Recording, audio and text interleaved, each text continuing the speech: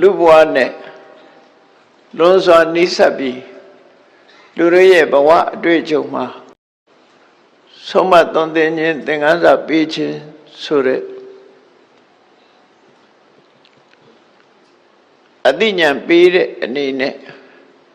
မြတ်စွာဘုရားဟောကြားဆုံးမခဲ့တာဖြစ်တယ်တချို့ဒေသနာတော်တွေဟာအခြေခံလူကျင့်ဝတ်ပိုင်းဆိုင်ရာဆုံးမခဲ့တာဖြစ်ပြီးတချို့ဒေသနာတော်တွေကတော့ဝိပဿနာကျင့်စဉ်နဲ့ပတ်သက်ပြီးတော့လေဟောကြားဆုံးမခဲ့တာဖြစ်တယ်လူတွေဟာမိမိတို့ရဲ့အဆင့်အတန်းလိုက်ဘဝမှာအခြေခံကိုယ်ကျင့်တရားကောင်းမှုကစပြီးမှန်ကန်တဲ့စိတ်နဲ့သဘောထားတွေထားလို့မှန်ကန်တဲ့မြင်တွေအခြေခံပြီးမိမိတို့ဘဝမှာတန်ဖိုးမဖြတ်နိုင်တဲ့ဝိပဿနာဉာဏ်အမြင်တွေနဲ့နေထိုင်နိုင်ကြမယ်ဆိုရင်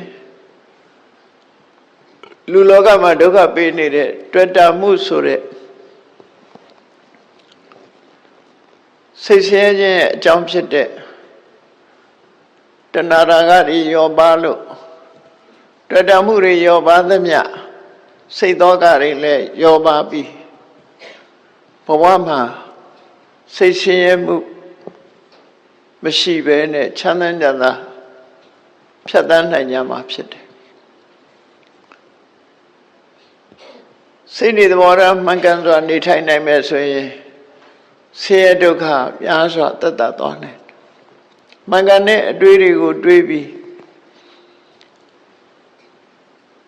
မှန်ကန်တဲ့အမြင်တစ်ခုရရှိပြီဆိုလို့ရှိရင်ဘဝတစ်ခုမှာကြုံတွေ့ရမယ်အကောင်အဆိုးတွေကိုတည်တည်ငြိမ်ငြိမ်နဲ့ကျော်လွှားသွားနိုင်မှာပဲဖြစ်တယ်ဘဝဆိုတာရလာရင်တော့အကောင်လည်းတွေးမှာပဲအဆိုးလည်းတွေးမှာပဲဘဝမှာတွေးကြုံနိုင်တဲ့အရာတွေကိုလောကရန်၈ပါးလို့ခေါ်တာပဲကောင်းတာနဲ့တွေးတယ်လို့ဆိုးတာနဲ့လည်းတွေးအကောင်းဆိုးဆိုတာတွေဟာလောကမှာများစွာရှိနိုင်တော်လဲပဲမြတ်စွာဘုရားကလူတွေတွေးကြုံများတဲ့အကောင်းဆိုးအကောင်း၈မျိုးအဆိုး၈မျိုးကိုခွဲခြားပြီးတော့လောကသဘာဝအနေနဲ့ဟောကြားခဲ့တာရှိတယ်ပေါ့အလုံးသိကြတဲ့အတိုင်းလာဘောအလာဘောကိုလိုချင်တာရရှိခြင်းနဲ့ကိုလိုချင်တာမရရှိခြင်းကိုလိုချင်တာရနေပြီဆိုရင်လူတွေကစိတ်ချမ်းသာကြတယ်ကိုလိုချင်တာမရဘူးဆိုရင်စိတ်ညစ်ကြပြန်ရမှုမရမှုပေါ့အကြောင်းပြုပြီးတော့စိတ်ကိုထိန်းနိုင်တဲ့ပုဂ္ဂိုလ်တွေကျတော့တိမှတ်တော်မှငြိမ်းချမ်းမှုကိုရနိုင်တယ်ရတာကိုအကြောင်းပြုပြီးတော့ပျော်ရွှင်မှုမရတာကိုအကြောင်းပြုပြီးစိတ်ဆင်းရဲမှုဆိုတာတွေလူတွေအနေနဲ့စိတ်ထဲမှာခံစားကြရတာဖြစ်တယ်ပေါ့အဲ့ဒီခံစားမှုတွေမဖြစ်ရအောင်ရမှုနဲ့မရမှုကိုဖြစ်အောင်မဖြစ်အောင်မြတ်စွာဘုရားဟောတာမဟုတ်ဘူးဘဝတွေ့ကြုံလာလို့ရှိရင်ကိုလိုချင်တာရတာလည်းရှိမှာပဲမရတာလည်းရှိမှာဒါတွေမကဘူးယတောအယတောအချမ်းရံရှိတဲ့အခါရှိမယ်ကိုတယောက်တည်းနေရတဲ့အခါရှိမယ်ချမ်းရံကင်းမဲ့တဲ့အခါရှိမယ်နေတပတန္တာကိုယ်ကဲ့ခါရတဲ့ကိုယ်ကဲ့ခါရတဲ့အခါရှိတယ်ချီးမွမ်းခံရတဲ့အခါရှိမယ်ဒုက္ခဒုက္ခဘဝမှာအစဉ်ပြေလို့ကိုယ်ချမ်းသာစိတ်ချမ်းသာရတဲ့အခါရှိတယ်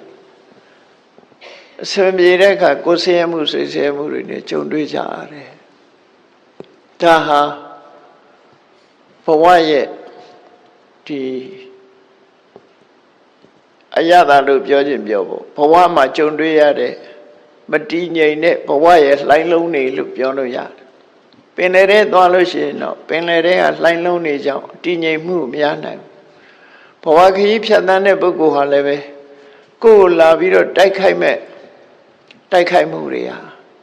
အခုလို၈မျိုးရှိတယ်ဆိုတာကိုမှတ်သားကြရမှာဖြစ်တယ်ကောင်းတာနဲ့တွေ့တာလဲကိုယ်စိတ်ဓာတ်ကိုလာတိုက်ခိုက်ခြင်းပဲဖြစ်တယ် မကောင်းတာနဲ့တွေ့ရင်လည်းကိုယ်လာရိုက်ခတ်ခြင်းပဲဖြစ်တယ်ရိုက်ခတ်ခြင်းနဲ့ကျုံလာတဲ့အခါစိတ်ကလေးကတည်ငြိမ်အောင်ဘယ်လိုထားမလဲကောင်းတာနဲ့တွေ့လို့ရှိရင်ဝမ်းသာအားရဖြစ်သွားပြီးစိတ်ဓာတ်တွေတက်ကြွလာရင်ဒါလှုပ်ရှားခြင်းလို့ခေါ်တယ်မကောင်းတာနဲ့တွေ့တဲ့အခါမှာမကောင်းတာတွေကကိုယ့်ရဲ့စိတ်ကိုရိုက်ခတ်လာတဲ့အခါမှာလှုပ်ရှားရင်းရိုင်ပြီးတော့ဘဝကြီးကိုအရှုံးပေးခြင်းလောက်အောင်သိခြင်းလောက်အောင်ဖြစ်သွားတာမျိုးတွေဒါရိုက်ခတ်မှုပဲခေါ်တယ်အဲ့ဒါလို့အကောင်းတဲ့ဆိုအကြောင်းတဲ့ကျိုးဘဝရဲ့အတွေ့အကြုံတွေကိုကြုံတွေ့တဲ့အခါမှာဘယ်လိုထွက်ပေါက်ရှာမလဲအကောင်းတွေ့ရင်ရောဘယ်လိုစဉ်းစားမလဲအဆိုးတွေ့ရင်ရောဘယ်လိုစဉ်းစားမလဲဆိုတာမြတ်စွာဘုရားကရှင်းရှင်းလေးစဉ်းစားပုံစဉ်းစားနည်းကိုပေးထားတာဖြစ်တယ်အကောင်းတွေ့လာတဲ့အခါမှာလေအေးမင်းသိဝမ်းမသာနဲ့ဒါအမြဲတွေ့နေမှာမဟုတ်ဘူးတွေ့တဲ့အခါတွေ့မှာပဲကောင်းတွေ့တာဟာထာဝရမဟုတ်ဘူးတခဏတာများတာဖြစ်တယ်ဝမ်းသာအားရဖြစ်ပြီးစိတ်ကြီးဝင်နေလို့အလကားပဲနော်အကောင်းပေါ်မှာကောင်းတယ်လို့သိပြီး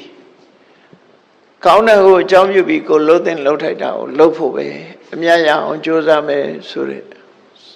နှလုံးသွင်းမှုနဲ့ကောင်းတဲ့အာယုံရဲ့ရိုက်ခတ်မှုကိုဒီလိုစဉ်းစားပြီးတော့ဖယ်ထုတ်စိတ်တည်ငြိမ်မှုကိုရယူရမှာဖြစ်တယ်မကောင်းတာနဲ့တွေ့ရင်လည်းပဲ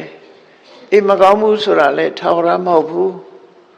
ခိတ္တခဏကြုံရတဲ့သဘာဝတရားတစ်ခုမျိုးသာဖြစ်တယ်မကောင်းတာနဲ့တွေ့လို့စိတ်ဓာတ်ကျနေလို့ရှိရင်ပိုဆိုးမှာပေါ့မကောင်းတဲ့အာယုံကတစ်ခုစိတ်ဓာတ်ကျသွားတာတစ်ခုဆိုတော့အဆုံးရှုံးမယ်နှစ်ဖက်စလုံးဆုံးရှုံးမှာဖြစ်တယ်အဲ့တော့စိတ်ဓာတ်ကျတာဟာအဖြေမဟုတ်ဘူးမကောင်းတာဆိုတာလည်းခဏပဲဖြစ်တယ်ဘာကြောင့်မကောင်းတာဖြစ်ရတယ်လဲကောင်းတာကိုဘယ်လိုရအောင်ကြိုးစားရမလဲဆိုတဲ့အတွေးတွေနဲ့မကောင်းတာကိုလည်းဖယ်ရှားပြလို့ရတယ်အဲ့ဒါလို့မှမဟုတ်ပဲနဲ့ဖြစ်ရလေခြင်းရင်ဘတ်စီတီအစိုးနဲ့တွေ့တဲ့အခါဖြစ်ရလေခြင်းကောင်းနဲ့တွေ့တဲ့အခါငါမငါနော်ဘဝင်မြင့်သွားတာမျိုးအဲ့ဒါမျိုးတွေမဖြစ်ရအောင်မြတ်စွာဘုရားကမမြဲတဲ့သဘာဝတရားနဲ့ခုခံရမယ်လို့သူတို့ပြောတယ်တည်ငြိမ်အောင်ထားလိုက်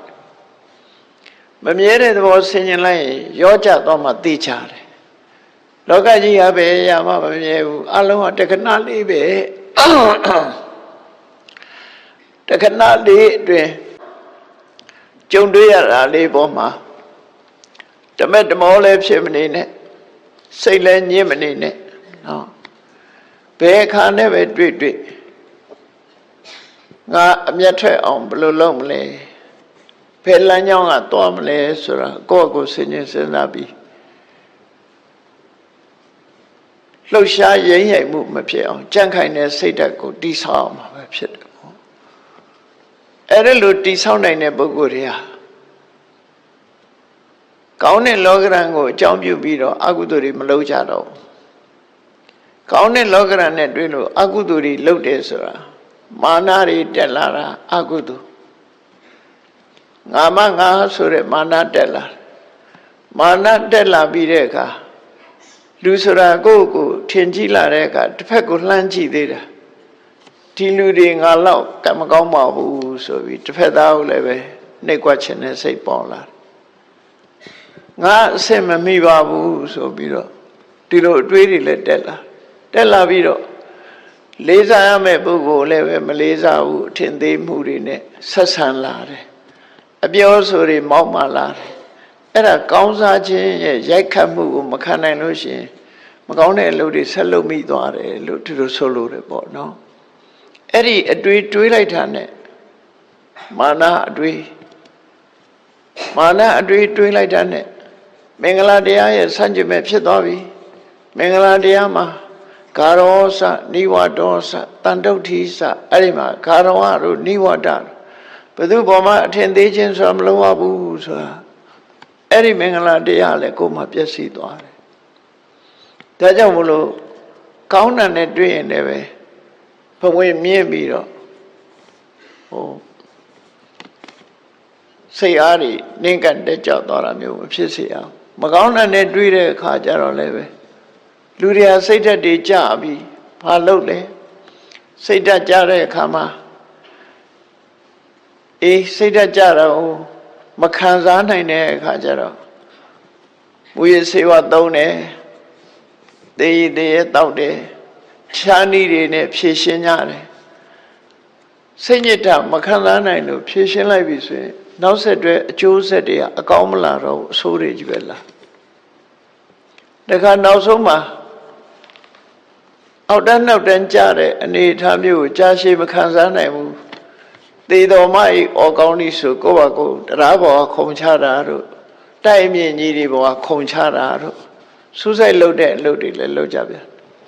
အဲ့ဒါတက်တက်ကိုယ့်ရဲ့ဘဝတန်ဖိုးပျက်စီးသွားအောင်ဖြည့်ဆည်းပစ်တာပဲဖြစ်တယ်ပေါ့တန်ဖိုးရှိတဲ့လူဘဝရဖို့ဆိုတာမတမခဲနဲ့ရလာတဲ့လူဘဝကိုမကောင်းမှုနဲ့အဆုံးသတ်လိုက်တယ်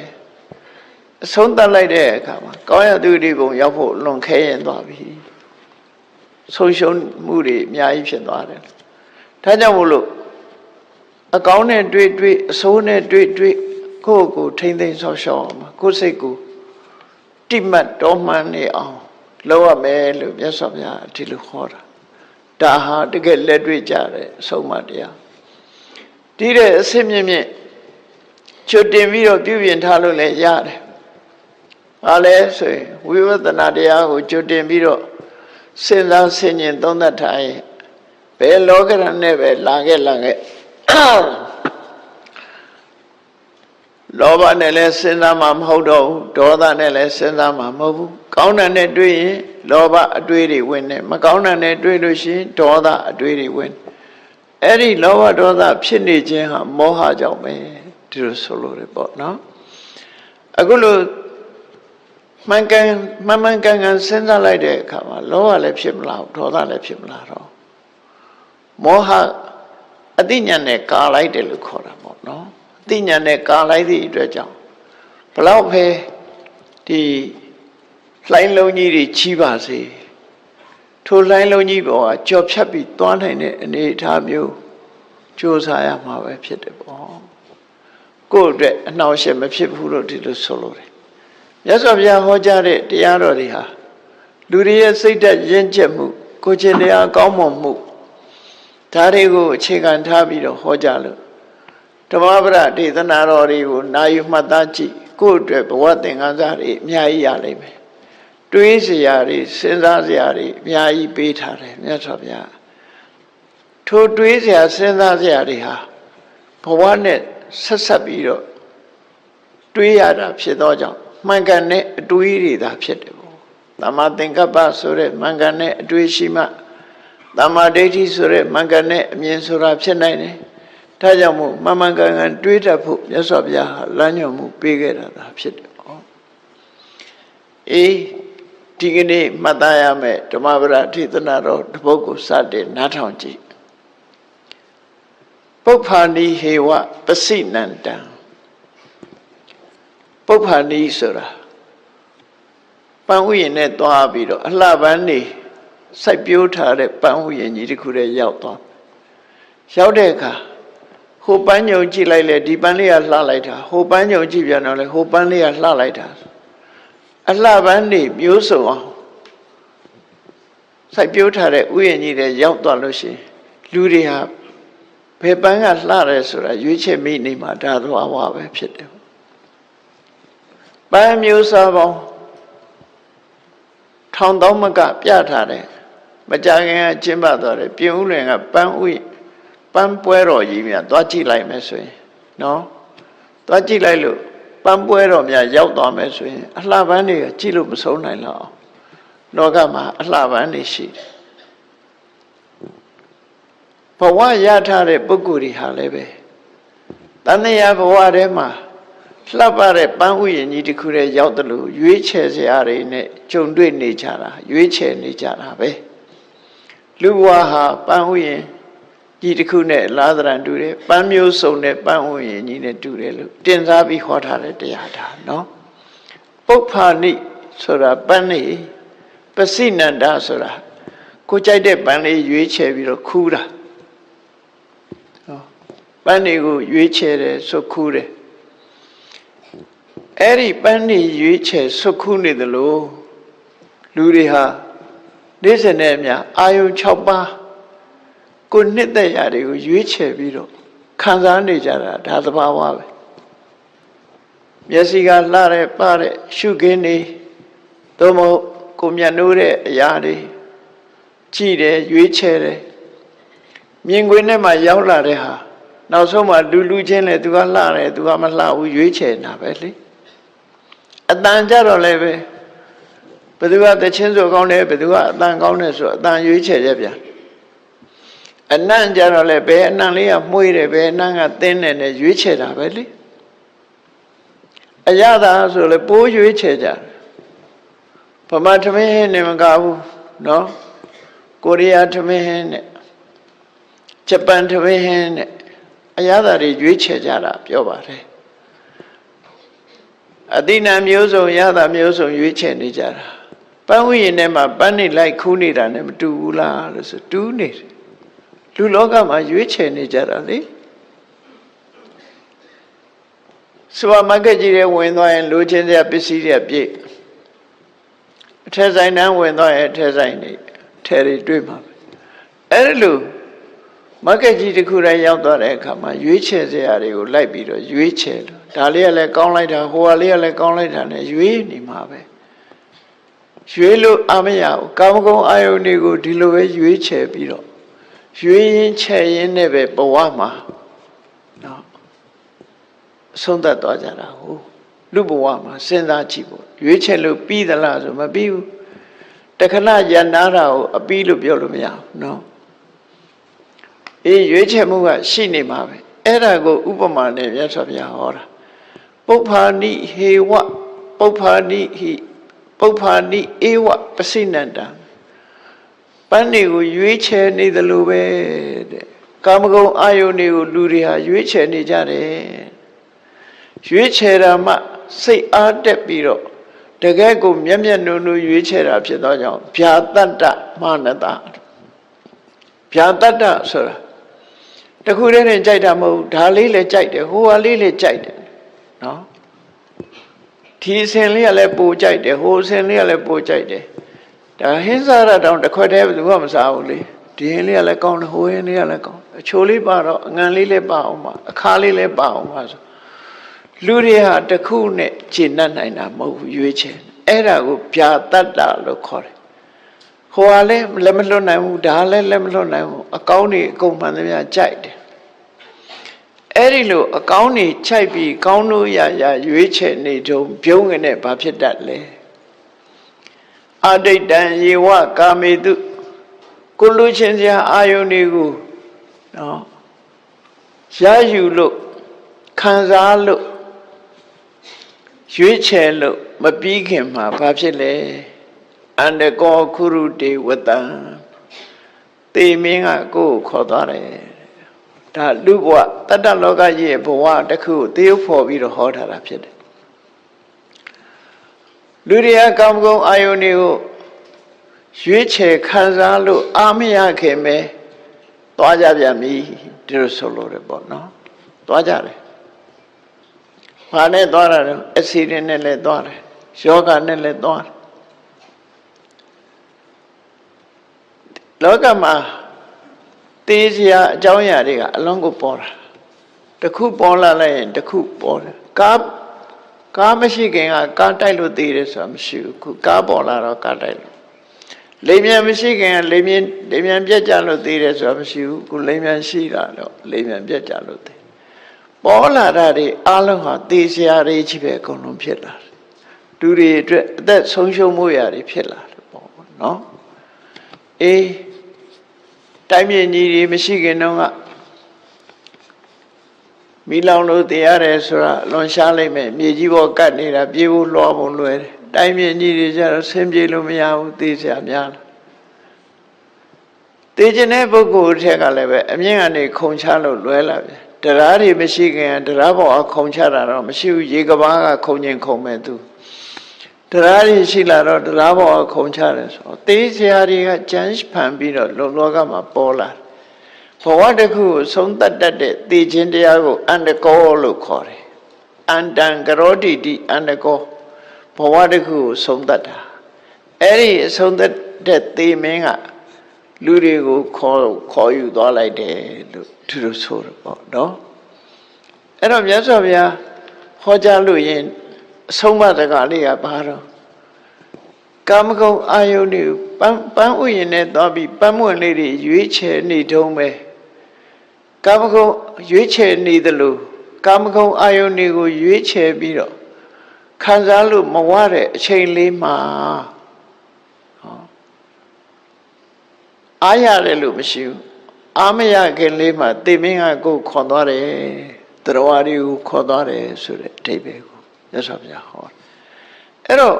ဘဝကြီးဟာဒီတိုင်းပဲကိုယ်ဆင်ញင်သုံးသပ်ရမယ်လို့ဆိုလိုတယ်ဘယ်နေ့သိမယ်မသိဘူးဆိုတာဘယ်သူမှသိလို့မရဘူးသိခြင်းနဲ့ချက်ချင်းပါနော်သိခြင်းနဲ့ချက်ချင်းဒီရန်ကုန်မှာထမရဲ့ယနေ့ခါတော့ကဖြစ်သွားတယ်သားမိ2ယောက်ဟောသမီးလေးကအောက်ဆင်းပြီးရှေ့ကစီးရကနေနောက်အမေဘက်ကိုသွားမလို့ကားပေါ်ကနေဆင်းလိုက်နောက်ကားတစ်စီးကမောင်းပြီးတော့ပါသွားလေကပ်ပြီးတော့ကားပေါ်ကဆင်းငါရှိသေးတယ်အဲ့ဒါကားတိုက်ပြီးတည်သွားတယ်ပြောလို့ဘယ်ဟာမှမရနိုင်ဘူးပေါ့ချက်ချင်းဘဝအဆုံးသတ်သွားကြတယ်အဲ့ဒီလိုပဲကိုမျောလင့်တာမဟုတ်ဘဲနဲ့လည်းပဲဆုံးသတ်သွားတယ်မျောလင့်ထားတဲ့ဝေဒနာနဲ့လည်းသိချင်မှသိတယ်လောကမှာဘယ်လိုသိမယ်ဆိုတာဘယ်သူမှသတ်မှတ်ထားလို့မရဘူးသတ်မှတ်လို့မရတဲ့အရာ5မျိုးဆိုပြီးတော့မြတ်စွာဘုရားဟောတာရှိတယ်စီဝိတမင်းအသက်ဘယ်လောက်ရှင်မယ်ဘယ်လောက်နေရမယ်ဆိုတာသတ်မှတ်ချက်မရှိဘူးဖြာတိဘာယောကနဲ့သိမယ်ဆိုတာလည်းသတ်မှတ်ထားတာမရှိဘူးကာလဘယ်ချိန်သိမယ်ဘယ်ခုနှစ်ဘယ်နှစ်ဘယ်လမှာသိမယ်ဆိုတာလည်းသတ်မှတ်ထားတာမရှိဘူးသိသွားပြန်တော့ရော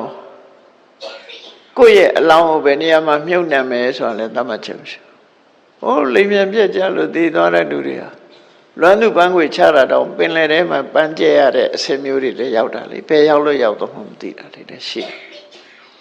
အဲ့တော့ကိုယ်အလောင်းဘယ်မှာချမယ်ဆိုတာလည်းသတ်မှတ်ထားတာမရှိဘူးနောက်ဆုံးမှသိပြီးတော့နောက်ဘဝဘယ်ဘဝရောက်မယ်ဆိုတာလည်းသတ်မှတ်ချက်မရှိဘူးအဲ့ဟာသတ်မှတ်ချက်မရှိမသိနိုင်တဲ့အရာ5မျိုးလို့ဆိုလို့ရပေါ့ဒါကြောင့်မို့မသိနိုင်တဲ့အတွက်ကြောင့်မသိနိုင်ဘူးဆိုတာကြွတင်သတ်မှတ်ပြီးတော့ထိပ်ပေးထားလို့မရတဲ့အရာတွေလို့ဆိုလို့ရပေါ့အဲ့တော့မိမိတို့ကိုယ်တိုင်ဟာ ever ready အစဉ်ထာဝရရှိနေရမယ်ကောင်းတဲ့ဘက်ကနေပြီးတော့ထာဝရ ready ဖြစ်နေရကိုယ့်ရဲ့အတွေးတွေမှန်ကန်တဲ့အတွေးနဲ့အချိန်မီ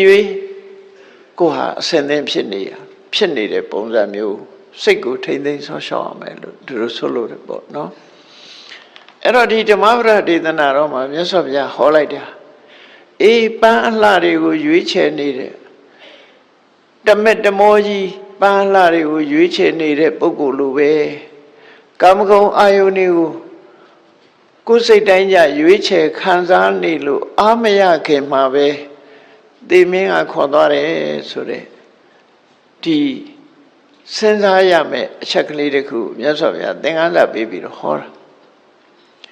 လက်တွေ့အနေနဲ့ဟောလိုက်တာဘာကိစ္စနဲ့ဘာကိုအကြောင်းပြုဟောတာတုံးဆိုတာဝတိမြို့မှာတန်ဃာတွေကိုအမြဲတမ်းဝကြိုးငယ်ပြုပြီးနေ့စဉ်နဲ့အမျှတန်ဃာတွေဆုံးဖုံးပေးတဲ့ဇရက်မှာဝေယဝိဆဆောင်ရတဲ့အမျိုးသမီးတယောက်အခုလိုနေ့မှာဝေယဝိဆတွေဆောင်ရွက်ပြီးနောက်တည့်ရက်ကျတော့ဝေယဝိဆ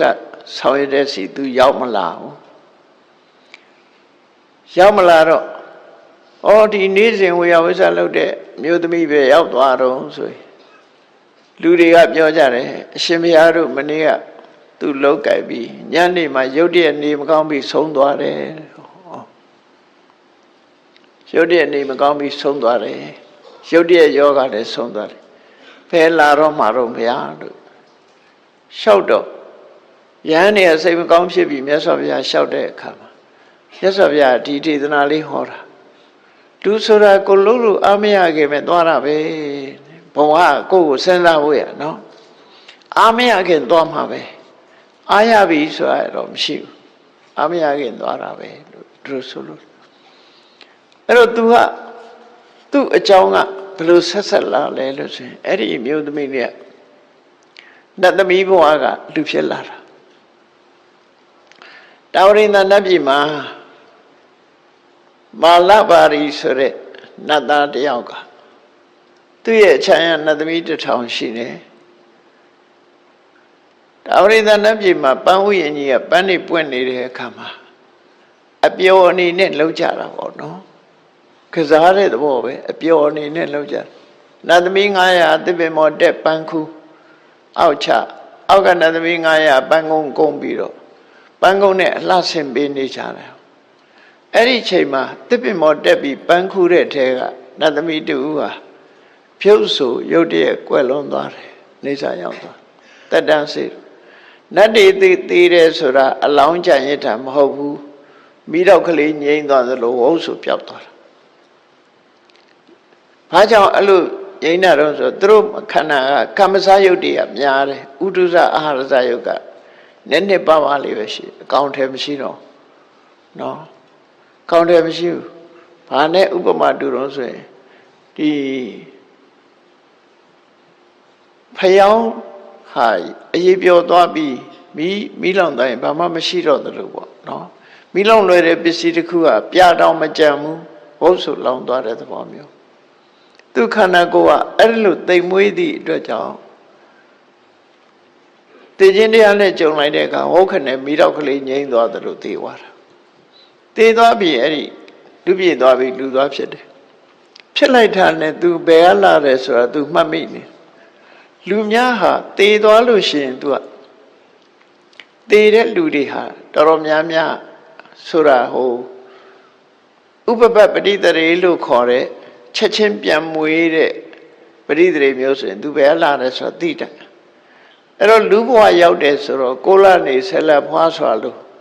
မိခင်ဝမ်းထဲမှာနေရထိုင်ရတဲ့အခါမှာအဲ့ဒီချိန်မှာ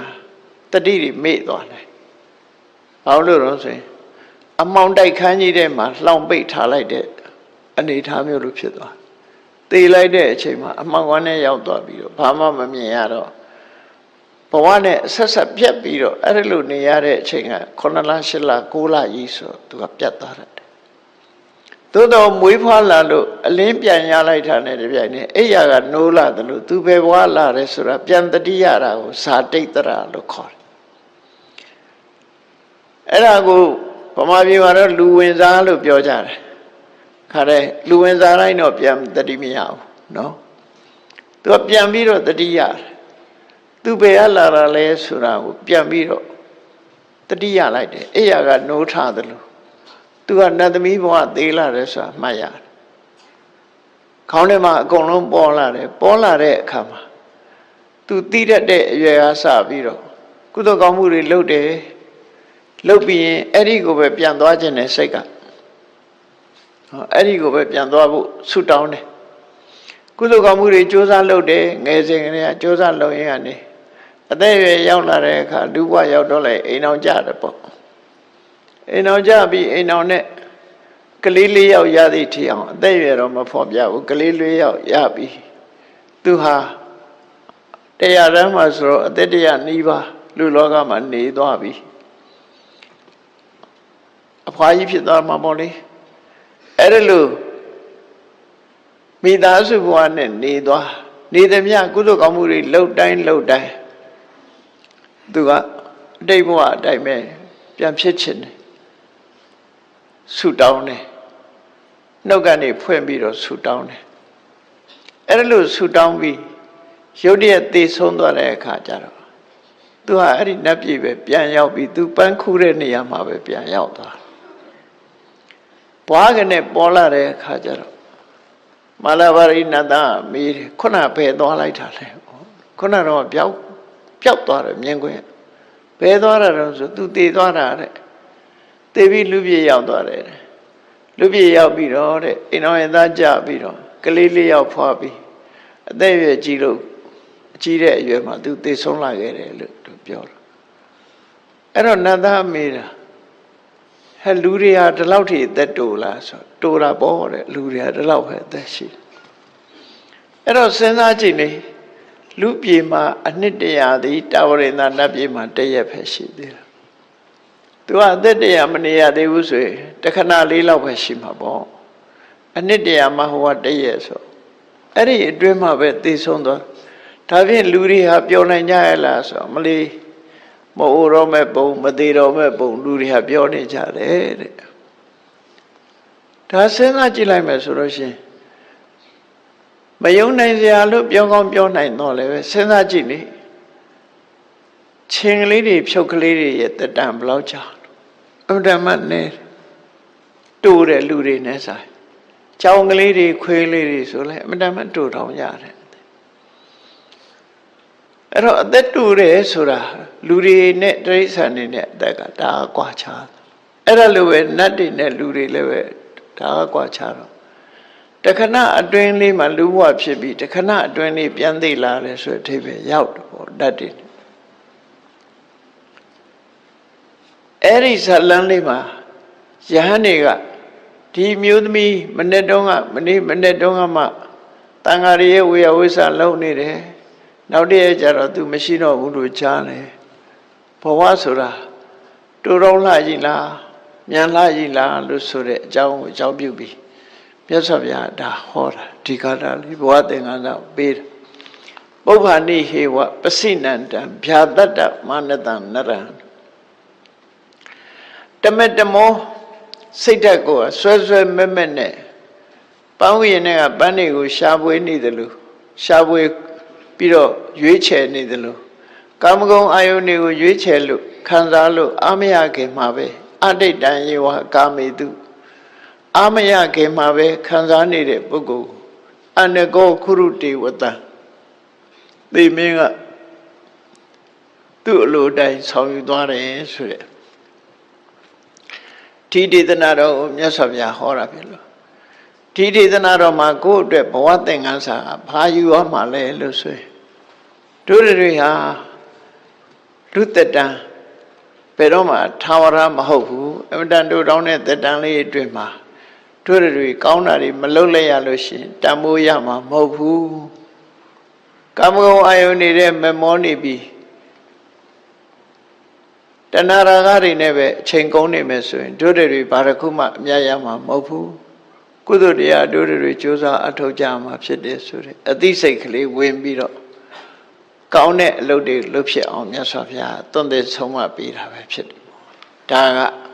မြတ်စွာဘုရားဟောတဲ့ထေသနာတော်တစ်ပုဒ်ပေါ့နော်နောက်ထေသနာတော်လေးကိုကြည့်မယ်ဆိုလို့ရှိရင်ယထာပိဗမရောပုပ္ပံဝဏခန္ဓမဟိတယပလေတိရတမာရယဧဝံဂာမိမုနိစရိဒါဟာကယဟန္တာငါတွေကိုအထီးသဖြင့်ဆုံးမတဲ့ဂါထာလေးပဲအဆုံးမတဲ့ဒေသနာဘုန်းကြီးဆိုတာတဲ့ဒီတရားဓမ္မတွေနဲ့ဆက်ဆံတဲ့အခါမှာတရားဓမ္မတွေရဲ့တရားတရားစီစဉ်ဥစ္စာဒါတွေပျက်စီးခြင်းမရှိအောင်ဒီပြားပထုံနမူနာယူပြီးတော့ဆက်ဆံနေထိုင်ရမယ်ဆိုတဲ့သင်္ကန်းစာပေးတဲ့အနေနဲ့ပြားပထုံရဲ့ကျင့်ထုံးကိုလိုက်နာရမယ်လို့ပြားပထုံကျင့်ထုံးကဘာလဲလို့ဆိုလို့ရှိရင်ပြားပထုံနေဟာပန်းမွင်ကဝိရီကိုစုပ်တဲ့အခါမှာသူတို့စုပ်သည့်အတွက်ကြောင့်ပန်းပွဲဟာပျက်စီးသွားတာမရှိဘူးအရေးလေးပဲသူတို့ယူတယ်နော်ချိုမွေးတဲ့ပန်းမွင်တဲ့ဝိရီလေးကိုသာသူတို့စုပ်ယူတာဖြစ်တယ် အပွင့်ကိုလည်းမထိခိုက်စေဘူးဝုံးမုံတွေကိုလည်းမထိခိုက်စေဘူးအားလုံးဟာသူဆုတ်သွားသည့်အတွက်ကြောင့်ဒီပန်းပွင့်ကြီးကပျက်စီးသွားတယ်လို့မရှိဘူးအဲ့ဒါလိုပဲယဟန်တန်ဃာတွေဟာတရားဓမ္မထံကပစ္စည်းဥစ္စာပစ္စည်းလေးပါးကိုအမိပြုပြီးယဟန်ဘဝနေရတဲ့အခါမှာပြာပရုံရဲ့ကျင့်ထုံးတိုင်းလိုက်နာကျင့်သုံးရမယ်လို့မြတ်စွာဘုရားဟောတယ်နော်ဘုသူရဲ့ပစ္စည်းဥစ္စာကိုမှဆိုတော့ပစ္စည်းဥစ္စာဆိုတာတနေ့ဆုံးလေးတစ်စုံလောင်းတာနဲ့ဘယ်သူမှမွဲတော့တာမရှိဘူးဒီလိုဆိုလို့ရပေါ့ကိုစားတဲ့တည်းကတစ်လုံးတစ်စုံလောင်းတာနဲ့ဆင်းရဲဒုက္ခရောက်သွားတယ်ဆိုတာမရှိဘူးအဲ့ဒါလို့ဆုံးခံစားတဲ့ယဟန်ဒီဟာအခုလိုပဲတအိမ်တစ်စုံရတဲ့ဆုံးလေးနဲ့ကျင့်တတ်မယ်ဆိုရင်တရားဓမ္မတွေရဲ့စီးပွားဥစ္စာလည်းမထိခိုက်ဘူးသူတို့ရဲ့တရားတရားကိုလည်းမပျက်စီးစေဘူးဆိုပြီးတော့ယဟန်တန်ဃာတွေလိုက်နာကျင့်သုံးမှုပြပရုံရဲ့ထုံးနည်းကိုနမူနာယူပြီးကျင့်သုံးမှုဟောကြားတဲ့စကားပဲဖြစ်တယ်ပေါ့အဲ့ဒါကဘယ်သူ့ကိုအကြောင်းပြုဟောတာတော့လို့ဆိုရှင်မမောဂလမထေရမြတ်နဲ့ပတ်သက်ပြီးတော့ဒီရာဇဂုဏကတက်ကာရတိုင်းဆိုတဲ့ဏိကုံးဆိုတဲ့ရွာကြီးတစ်ရွာရှိတယ်အဲ့ဒီရွာကြီးမှာအလွန်ကိုနှမျောတဲ့တထေးတစ်ယောက်ရှိတယ်နှမျောတယ်ဆိုတာဘယ်သူမှမတရာဘူးနော်ဘယ်သူမှမတရာလာအောင်သူ့ကိုယ်သူတောင်သူ့ဘိုက်တောင်သူမတရာအောင်နှမျောတဲ့လူရှိသေးတယ်တချို့ကကိုတော့စားတယ်သူများမပေးတာဒါတစ်မျိုးနော်ကိုတောင်မစားရအောင်နှမျောတဲ့လူကလည်းရှိသေးတယ်နော်လောကမှာအဲ့ဒီလူသူကကောတိယဆိုတဲ့တထေးဟာအလွန်ကိုနှမျောလုံးတို့သူ့ကိုမစ္စရိယကောတိယလို့နာမည်ပေးထားဖြစ်တယ်သူနှမျောလိုက်ပုံဇလန်းလေးအကျဉ်းချုပ်ပြောရမယ်ဆိုရင်သူဟာမြို့ရဲသွားလိုက်ရင်ကနေပြီးတော့လမ်းဘေးမှာဒီအိုးကင်းနဲ့ကြော်တဲ့မုံကလေးကိုမေးရှက်ရစားပြီးတော့နေတဲ့ဆင်းရဲသားတယောက်ကိုကြည့်ပြီးတော့သူကအိုးကင်းကြော်ပုံလေးစားချင်တာမှတော်တော်ကိုစားချင်တာစားချင်ကိုယ်ပဲဆန်ရှိနေဝယ်စားလိုက်ပါလားဆိုမဟုတ်ဘူးသူကတွေးတယ်ဒီမုံငါစားရင်ကျန်တဲ့လူတွေကလည်းသူတို့လည်းစားချင်တယ်ဆိုပြီးဝိုင်းစားကြမှာအဲ့ကြောင့်ပတ်စံနေကုန်လိမ့်မယ်မစားဘူးငါစားရင်အကုန်စားကြမှာအဲ့တော့ငါလည်းမစားဘူးအောက်နေမယ်အောက်ရင်နဲ့ဘေးလုံးကြီးဖြစ်လာတယ်နဲ့တူပါတယ်ကြည့်နော်အောက်နေကြတော့မအောက်နိုင်တဲ့အခါကျတော့အိတ်မပြောစားမဝင်ဖြစ်လာနေတိုင်းမကောင်းတဲ့အခါကျတော့တထေးတော်ကြီးကချင်းကပ်ပြီးတော့မေးတယ်ဘာဖြစ်လို့လဲဘာယောဂဖြစ်နေလဲနေမကောင်းဘူးလားလို့ဆိုဘာယောဂမှလည်းဟောဒီဘက်ဒီဆန်းလို့ရမှာမဟုတ်ဘူးသူကအောင့်နေတဲ့ယောဂပဲစားခြင်းအတန်းနဲ့မစားရတဲ့အောင့်ဤနေရတဲ့ယောဂနောက်ဆုံးကြတော့တထေးတော်ကြီးမေးပါများတဲ့အခါကျတော့သူကပြောတယ်အိုးကင်းမုံနေစားခြင်းနာအဲ့ဒါကြောင့်မလို့ဒါလေးမစားရလို့လူဟာမကြမ်းမဖြစ်တယ်အဲ့ဒီလိုမကြမ်းမဖြစ်မလေးမုံများခဲနာလိုက်လို့ပဲစနေရှိနေပဲကြော်လိုက်မယ်တစ်မြို့လုံးတစ်နေ့တစ်ရွာလုံးစားလောက်အောင်သူကြောမယ်ဆိုတော့မင်းကြံတဲ့လူတွေဘာလုပ်ဖို့လဲကွာငါပတ်စံနေလည်းငါကုန်မှာကြံတဲ့လူတွေအတွက်ဒါဖြင့်ဒီလမ်းတဲ့လူတွေအကုန်ကျွေးဖို့ကြောမယ်ဆိုလမ်းတဲ့လူတွေသူ့ဘာသူလောက်ကင်စားတော့တာဘာလို့အကုန်ခံရမလဲဒါဆိုရင်အိမ်သူအိမ်သားတွေအတွက်လောက်အောင်ကြော်လိုက်မယ်ဒီမုံကိုကိုလုံးမယ်ဆိုအိမ်သူအိမ်သားတွေနေပါစေဒါဖြင့်ရှင်နဲ့ကျမနှစ်ယောက်စားအောင်တော့မင်းကဘာလုပ်ဖို့လဲနှမျောပုံကအဲ့ဒီတယောက်သူတယောက်တည်းပဲစားမယ်ပေါ့မင်းကဘာလုပ်ဖို့လဲပေါ့အဲ့ဒါလို့ပြောတော့ဒါဆိုလို့ရှိရင်လည်းရှင်တယောက်တည်းအတွက်ကျွေးမယ်ဆိုပြီးတော့ထောပတ်တို့ပြာရည်တို့မုံညက်တို့အဲ့ဒါတွေရှူပြီးတော့အေးငါတို့ကြော်စားရမြင်ကျန်တဲ့လူတွေအသေးကြလိုက်ပဲဘယ်သူမှမမြင်တဲ့နေရာဟိုတိုက်ခုနှစ်တက်ပေါ်တက်ပြီးကြော်မယ်ပေါ့ကြော်မယ်ပစ္စည်းတွေယူပြီးတော့တထေးတော်ကြီးတက်သွားတဲ့အခါတထေးကြီးကနောက်ကနေလိုက်သွားတကားတွေအကုန်ချက်ထိုးအပေါ်တက်တကားတွေအကုန်ချက်ထိုးပြီးအပေါ်တက်ပြီးတော့ကြော်တယ် နော်အဲ့ဒါလို့ကြောနေကရှိသေးတယ်မုံတစ်ချက်လည်းရရောဘွားကနေရှင်မောကလန်ကအဲ့ဒီကောင်းကင်ဆွမ်းခံလာတာနဲ့သွားတွေ့ဟောဒီလူတွေ့မှကြောက်လို့မှကောင်းကင်တက်အိမ်မိုးပေါ်တက်ကြော်မှဒီကိုယ်တော်ဟာပေါ့ပေါ့ရှာရှာရောက်လာတယ်ဆိုပြီးတော့အဲ့တော့အရှင်ဘုရားဘလောက်တကုံနဲ့လာတပည့်တော်မလှူနိုင်ဘူးလို့ပြောရှင်ဘုရားတတ်နိုင်လို့ဒီနာဈေးညံလျှောက်လန်းသလားပြလည်းမလှူဘူးဆိုရှင်မောကလန်ဈေးညံလျှောက်ပြတယ်အဲ့လိုမဟုတ်ရှင်ဘုရားတင်မြင်ခွေပြီးတော့စောင့်နေလည်းမလှူဘူးလို့ဆိုတင်မြင်ခွေစောင့်နောက်ဆုံးမှရှင်ဘုရားအခန်းထဲဝင်နေလဲတပည့်တော်မလှူဘူးဆိုရှင်မောကလန်အခန်းထဲနေပြတယ်အဲ့ဒါလို့နဲ့နေရင်ကနေပြီးတော့ तू ပြောတာတွေကဖြစ်လာအရှင်ဘုရားတဲ့မိခိုးလုံးကြီးနဲ့တပည့်တော်ကို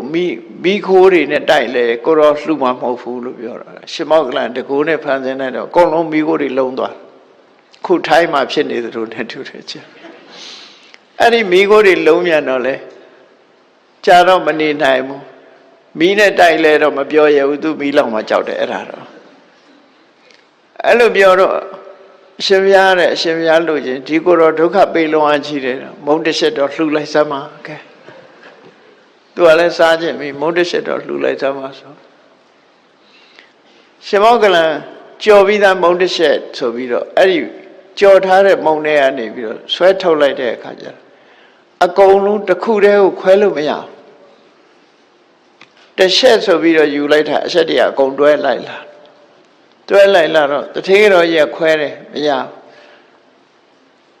အဲ့ဒါသူကိုယ်တိုင်ခွဲမယ်ဆိုပြီးတော့အားနဲ့ယူပြီးတော့ခွဲပြန်တော့လေအဲ့ဒီမုံကခွဲလို့မရဘူးအချက်တည်းအကုန်တွဲအဲ့တော့ခွဲနဲ့တထေးတော်ကြီးတစ်ဖက်ကကင်သူကတစ်ဖက်ကကင်ယုံအတင်းဆွဲခွာတာလူလဲချွေးတွေတန်နေနဲ့ဖြစ်ပြီးတော့ခါရပင်ပန်းလာတဲ့အခါကျတော့စားကျင်တွေကလည်းကုံသွားပြီအဲ့ချမ်းကဲမထူပါဘူးဒီကိုယ်တော်ဒုက္ခပေးတဲ့အကုန်သာလှူလိုက်တော့လို့ဆိုဇလန်ကအဲ့လိုနော်ဓမ္မပဒထဲမှာပါတယ်ဇလန်ကအဲ့ဒီပုံစံပြတာကုံပဲလှူလိုက်တော့ဆိုပြီးတော့နောက်ဆုံးမှသူလက်လျှော့ပြီးရှင်မောကလန်ကိုအုံးနေလှူတော့ရှင်မောကလန်ကတရားစပြီးတော့ဟောတယ်မဟုတ်ဘူးလောကဆိုတာလူရတန်းရတယ်ကိုတယောက်တည်းဆိုတာကိုမစားသင့်ဘူးအလုံးအတွက်ဖြစ်တဲ့နဲ့ဆိုတဲ့တရားလေးစပြီးတော့ဟောပြောဒီဘဝချမ်းသာလာတာဟာတိတ်ဘဝတော့ကလှူခဲ့လို့ဖြစ်တာအဲ့ဒါလှူခဲ့တာဟာကုံသွားတာမဟုတ်ဘူးလှူလို့ရှိရင်ပို့ပြီးတော့ချမ်းသာကြွယ်ဝလာမှာဖြစ်တယ်လို့ဆိုသူသဘောကျလာပြီနည်းနည်းသဘောကျလာပြီရှင်မောကလန်သူပြောတယ်ဒီမုံနေတဲ့မင်းတို့တောင်းလိုက်ယူလာခဲ့တဲ့ရသော်ဘုရားနဲ့တန်ဃာတွေကျောင်းမှာစောင့်နေတယ်အဲ့ဒီကျောင်းကဘလောက်ဝေးတော့ဆို45 ဥဇနာဝေးတယ်တဲ့အရှင်ဘုရားဘယ်လိုလုပ်ရောက်မှာတော့စိတ်မပူနဲ့တဲ့ငါခေါ်သွားမယ်တဲ့လိုက်ချင်တဲ့စိတ်သာလုံးဆိုပြီးတထေးတော်ကြီးနဲ့တထေးကြီးကိုအဲ့ဒါမုံတောင်းထမ်းခိုင်းပြီးတော့အိမ်အောက်ဆင်းလိုက်တဲ့အခါမှာဇီတော်ကျောင်းတောက်လျှောက်တန်းရောက်သွားကျောင်းထဲရောက်သွားအဲ့ဒီမှာဘုရားမှုရှိတဲ့တန်ဃာတွေကိုသူတို့မုံနေကကြရသော်ဘုရားတရားဟောတဲ့အခါမှာသူသောတာပန်ဖြစ်သွားပြီတရားတရားတွေကောင်းပြီဂရေ80ကျွဲသွားတယ်တထေးကြီးဟာကုသိုလ်ကောင်းမှုတွေကိုကြိုးစားပြီးလုပ်တဲ့အဆင့်ရောက်သွားတယ်အဲ့ဒါနဲ့ပတ်သက်ပြီးတော့ယဟန်နေလိုက်တာမဲ့ကျင့်ဝတ်အနေနဲ့မြတ်စွာဘုရားဒါကိုဟောတာနော်ဒါတော့ယဟန်နေနဲ့ပို့ပြီးတော့သက်ဆိုင်တရားတော်တွေနဲ့ဆက်ဆံတဲ့အခါမှာသူတို့ပစ္စည်းတွေလည်းမထိခိုက်စေနဲ့တရားတရားတွေလည်းမပြတ်စေနဲ့ပြားပရုံးတွေရဲ့ထုံးကိုနီးမိပြီးတော့အပွင့်တွေအနံ့တွေအရသာတွေအဆင်းတွေမပြတ်စေပဲနဲ့ပန်းဝတ်ကြီးကိုသာသုံးသလိုယဟန်တွေဟာပြားပရုံးတို့ရဲ့ကျင့်ထုံးတိုင်းလိုက်နာကျင့်သုံးရမယ်လို့ယဟန်တန်ဃာတွေကိုဆုံးမဩဝါဒပေးတဲ့အနေနဲ့ဟောတာဖြစ်တယ်ပေါ့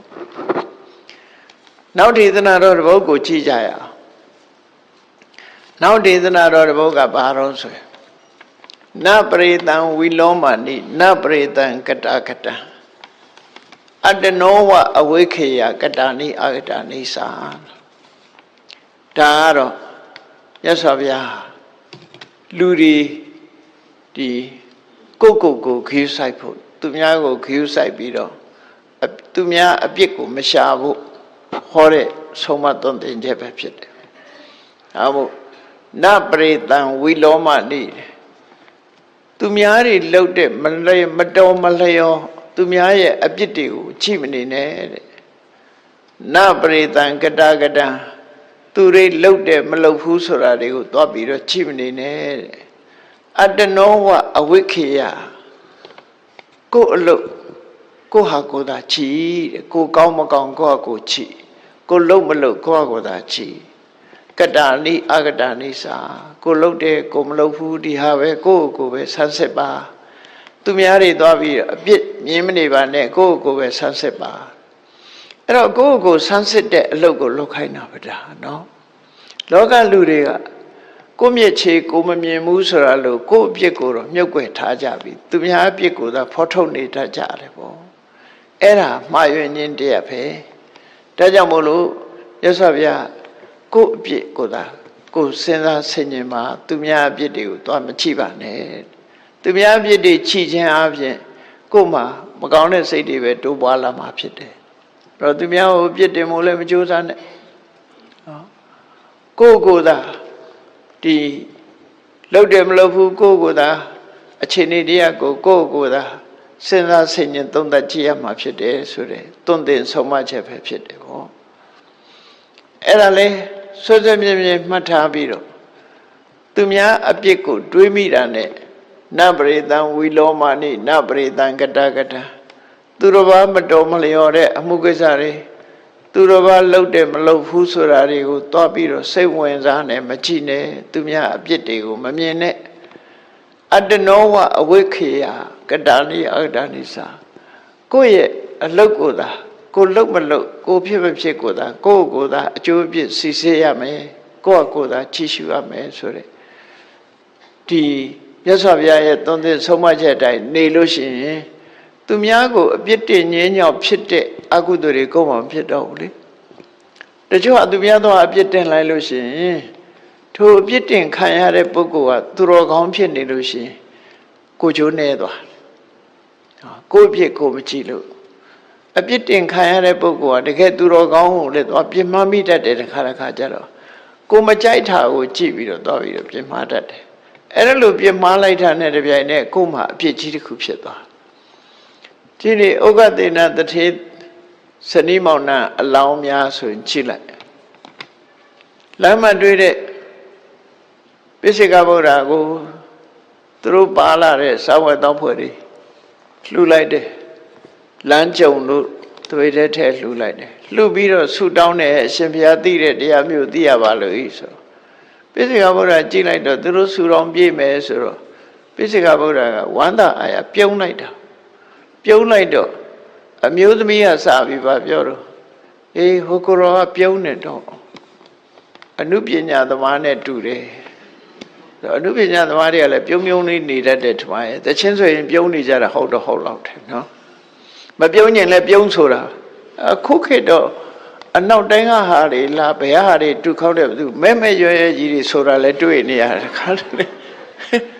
တချင်းဆိုတာကြည့်မကောင်းရှိမကောင်းမဲရွယ်ပြီးတော့ခါစားတာလားပါလားမသိပါဘူးနော်ဟိုဗမာအငိမ့်နေပါလေကရင်တော့ပြုံနဲ့ကတာတွေတွေ့ဘူးပါတယ်အခုအနောက်တိုင်းသချင်းတွေဆိုလို့ရှိရင်မျက်နှာကရှုံပွားပြီးတော့ခါတယ်စိတ်ခံစားချက်မှုပေါ်အောင်ဆိုရတာလားမသိဘူးဘာတွေဆိုတယ်တော့မသိဘူးနားလည်းမလဲဘူးသို့တော့မျက်နှာအမူအရာကြည့်ရင်တော့ပြုံးတာမဟုတ်ဘူးသေချာနေတယ်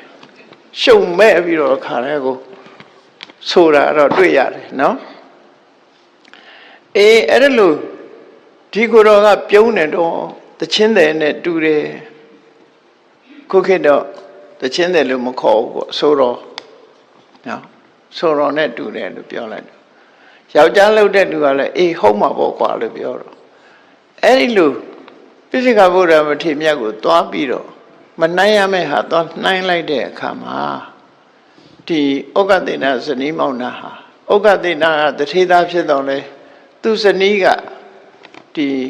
ကားချိတ်တဲ့အမျိုးသမီးသွားဖြစ်တယ်အဲ့တော့ကားချိတ်တဲ့အမျိုးသမီးကိုတွေ့ပြီးတထေသားကလည်းကားချိတ်တဲ့မှနောက်လိုက်သွားတယ်အဆင်မျိုးဖြစ်သွားတာထ ထောက်ခံလိုက်တာနော်ထောက်ခံလိုက်တာနဲ့ပါသွားတယ်တထေသားတထေအိမ်ပေါ်မနေရဘဲနဲ့ကကြိတ်တဲ့ဘုရားရောက်သွားအဲ့ဒါသူတို့ဇလံမှာအဲ့လိုရှိအဲ့တော့သူများအပြစ်ကိုသွားကြည့်လိုက်တာသူများဟာကိုသွားကြည့်ပြီးတော့ကဲ့ရဲ့စကားပြောလိုက်လို့ရှိရင်ဒီလူတွေဖြစ်တတ်တယ်ဆိုတာလေတတိထားစရာပေါ့နော်အေးအဲ့ဒါနဲ့ပတ်သက်ပြီးတော့မြတ်စွာဘုရားအခုဒီမှာနပရိသံဝီလောမာနိ